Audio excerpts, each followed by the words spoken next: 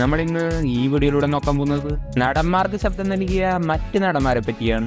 ചില സമയങ്ങളിൽ ഡബ് ചെയ്യുമ്പോൾ ഏതെങ്കിലും ഒരു ചെറിയ പോർഷൻ മിസ്സായാൽ ചെറിയൊരു പോർഷൻ ഫില്ല് ചെയ്യാൻ വേണ്ടി മാത്രമായി വീണ്ടും നടന്മാരെ വിളിച്ചു വരുത്താറുണ്ട്. അവിടെ നിലവിലുള്ള ആർട്ടിസ്റ്റുകൾ തന്നെ അത് ഫില്ല് ചെയ്യും. ലിസ്റ്റിലെത്തിയത് നടൻ വിക്രമാണ്. വിക്രം തന്റെ കരിയർ തുടങ്ങിയത് തന്നെ ഡബ്ബിംഗ് ആർട്ടിസ്റ്റ് ആയിട്ടാണ്. മലയാള നടന്മാർക്ക് വരെ വിക്രം ഡബ് ചെയ്തിട്ടുണ്ട്. தொடக்ககாலங்களில் அஜித்தின டப் ചെയ്തിരുന്നു. இது வரைக்கும் என் வாழ்க்கையில அன்பா ஆசையா யாரோ இருக்கிற மாதிரி கற்பனையில் நான் வாழ்ந்துட்டேன். ஒன்ன பார்த்த உடனே இந்த கற்பனை நிஜமா. ഇതുപോലെ ഒരു തമിഴ് സിനിമയിൽ മലയാള നടൻ വിനീതിന് ഡബ് ചെയ്തത് വിക്രമാണ്.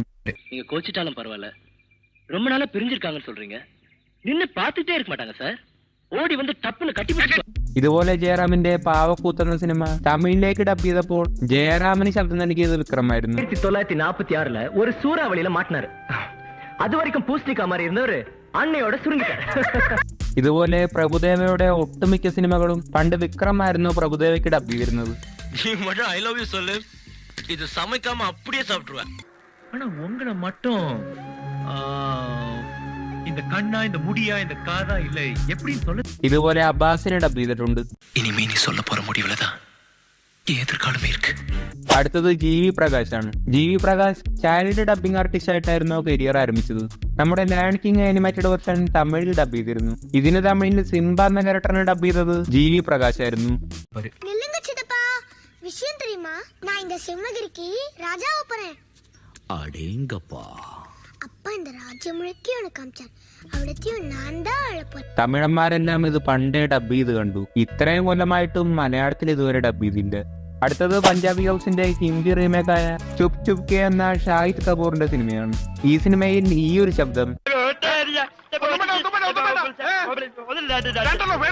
എത്ര ട്രൈ ചെയ്തിട്ടും ഷാഹിദ് കപൂറിനെ പറ്റിയില്ല.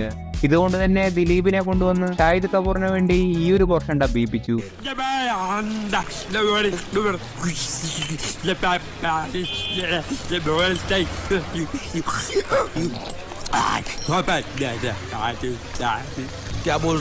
അടുത്തത് മമ്മൂക്കയാണ്. മമ്മൂക്കയുടെ ഈ ഒരു ശബ്ദം ഒന്ന് ശ്രദ്ധിച്ചു കേൾക്കണം.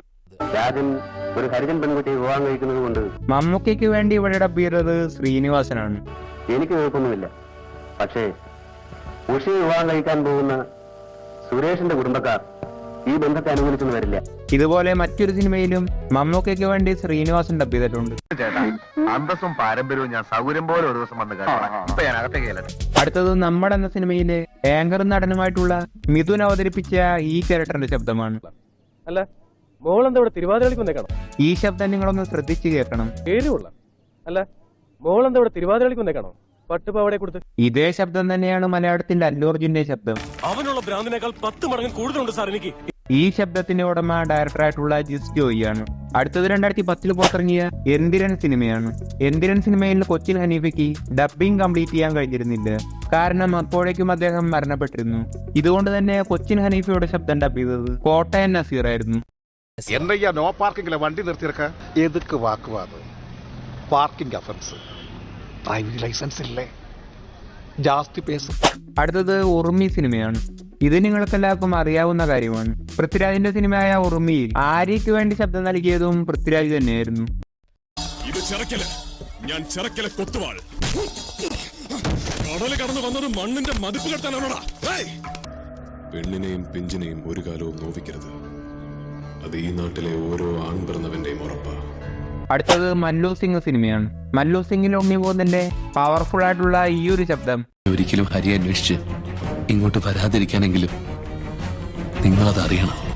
ഡബ് ചെയ്തിരിക്കുന്നത് മിഥുനാണ്. അടുത്തത് ആപത്തൻ എന്ന സിനിമയാണ്. ഈ സിനിമയിൽ നമ്മുടെ കട്ടപ്പയായിട്ടുള്ള സത്യരാജ് ഉണ്ട്. തമിഴ് നടനായിട്ടുള്ള സത്യരാജിന് വേണ്ടി ഡബ് ചെയ്തത് സായ് കുമാർ ആയിരുന്നു. അച്ഛന്റെയും അമ്മയുടെയും ഡെഡ് ബോഡീസിന് മുന്നിൽ വെച്ച് അന്ന് മേജറായിരുന്ന ഈ ജോർജ് ജോസഫിനെ സാക്ഷി നിർത്തി ഇയാളുടെ ചേച്ചിയെ ഞാൻ റേപ്പ് ചെയ്തു. അടുത്തത് എസ്ര എന്ന സിനിമയാണ്. ഈ സിനിമയിൽ സുജിത് ശങ്കറിന് ശബ്ദം നൽകിയത് സണ്ണി വെയിൻ ആയിരുന്നു. കേരളത്തിലെ ജൂതന്മാരെ കുറിച്ച് അങ്കിളിന്റെ ഫാദർ ഒരു പുസ്തകം എഴുതിയിരുന്നതായി വാവ പറഞ്ഞ് കേട്ടിട്ടുണ്ട്. അടുത്തത് പൃഥ്വിരാജിന്റെ കടുവ സിനിമയാണ്. ഈ സിനിമയിൽ വില്ലന്റെ അമ്മയെ അവതരിപ്പിച്ച സീമയ്ക്ക് ശബ്ദം നൽകിയത് പൃഥ്വിരാജിന്റെ അമ്മയായ മല്ലിക സുകുമാരനായിരുന്നു. അങ്ങനെ നീ വെറുതെ വരികയല്ലെന്നറിയാം. എന്നതാടാ കാര്യം? അടുത്തത് വീണ്ടും ചില വീട്ടുകാര്യങ്ങൾ എന്ന സിനിമയാണ്. ഈ സിനിമയിലെ ലേഡി ക്യാരക്ടറിന്റെ ശബ്ദമെന്ന് ശ്രദ്ധിച്ച് കേൾക്കണം. സാറാണോ ഹീറോ? അല്ല, ഈശോറ. അപ്പൊ റോള് മാറിയോ? തെണ്ടി. എന്താ ഇതിന്റെ കഥ? ഇവിടെ ഡബ് ചെയ്തിരിക്കുന്നത് ജയറാമാണ്. ഇതുപോലെ മറ്റൊരു സിനിമയിലെ ഈ ഒരു സീനിൽ ജനാർദ്ദനന്റെ ക്യാരക്ടറിനെ ഡബ് ചെയ്തിരിക്കുന്നതും ജയറാമാണ്. ഇതുപോലെ ജൂനിയർ ആർട്ടിസ്റ്റുകൾക്കും ജയറാം ഡബ് ചെയ്തിട്ടുണ്ട്. അല്ല, കിടക്കയില് മൂത്രം ഒഴിക്കണേന് മരുന്നുണ്ട്. ആടലോടകത്തിന്റെ അല്ല, മൂത്രം ബ്രേക്ക് ഇട്ട പോലെ അവിടെ നിൽക്കും. പിന്നെ മുള്ളണെങ്കിൽ അന്നോടി ചോദിക്കും. അടുത്തത് മമ്മൂക്കയാണ്. മമ്മൂട്ടിയുടെ അരയിനങ്ങളുടെ വീടെന്ന സിനിമയിൽ ഒരു വക്കീൽ ക്യാരക്ടറിന് വേണ്ടി മമ്മൂക്ക ശബ്ദം നൽകിയിട്ടുണ്ട്. കാണൂ, കേക്കൂ. എന്തെങ്കിലും അറ്റാച്ച്മെന്റ് കൊണ്ടുവന്ന് തൽക്കാലം നമുക്കൊരു സ്റ്റേ വാങ്ങിക്കാം. But it is only temporary. അതുപോലെ ഇതുപോലെ നിങ്ങൾക്ക് എല്ലാവർക്കും അറിയാം, മദ്രാസ് മെയിൽ സിനിമയിൽ ലാലേട്ടൻ മമ്മൂക്കയെ അനുകരിക്കുന്ന സീനിൽ ലാലേട്ടന് വേണ്ടി മമ്മൂക്ക ഡബ് ചെയ്തിട്ടുണ്ട്. എന്റെ ശബ്ദം കേട്ടാൽ ഒരുവിധം ആവറേജ് മലയാളികൾക്കൊക്കെ മനസ്സിലാവും ഞാൻ ആരാണെന്ന്. ഇതുപോലെ CBI സിനിമയിൽ കോടതിക്ക് ഡബ് ചെയ്തിരിക്കുന്നത് മമ്മൂക്കയാണ്. The supreme court of India this day order the crime petition number crime 25/86 of Kumarapuram police station, Kerala state. അടുത്തത് പാപ്പി അപ്പച്ച എന്ന സിനിമയാണ്. ഈ സിനിമയുടെ ഈ ഒരു സീനിൽ ഇന്നസെന്റിന് വേണ്ടി ഡബ് ചെയ്തിരിക്കുന്നത് ദിലീപാണ്. എന്റെ വാച്ച് കേടായതുകൊണ്ട് സമയം ചോദിക്കാൻ വിളിച്ചതാ.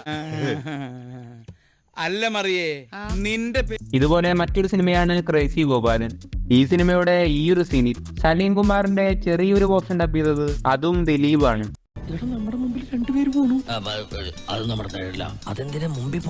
ഇതുപോലെ മേരിക്കൊണ്ടൊരു കുഞ്ഞാടെന്ന സിനിമയിൽ ഈ ക്യാരക്ടറിന്റെ ശബ്ദവും ദിലീപിന്റെ തന്നെയാണ്. സ്ത്രീകളുടെ സീറ്റാ അതിന്. ഇതുപോലെ മൈബോ സിനിമയിൽ വില്ലന്മാരിൽ ഒരാളായ ഈ ബംഗാളി ക്യാരക്ടറിന് ശബ്ദം നൽകിയതും ദിലീപാണ്. അവള് നിന്റെ കൂടെ കടന്നു വന്നപ്പോ നിന്റെ മനസ്സ് മാറി. അനാവശ്യം പറഞ്ഞോ. ഇതുപോലെ സ്പീഡ് എന്ന സിനിമയിൽ ഈ ക്യാരക്ടറിന്റെ ശബ്ദവും ദിലീപിന്റെയാണ്. അർജുൻ, ഒരു ലെറ്റർ ഉണ്ട്.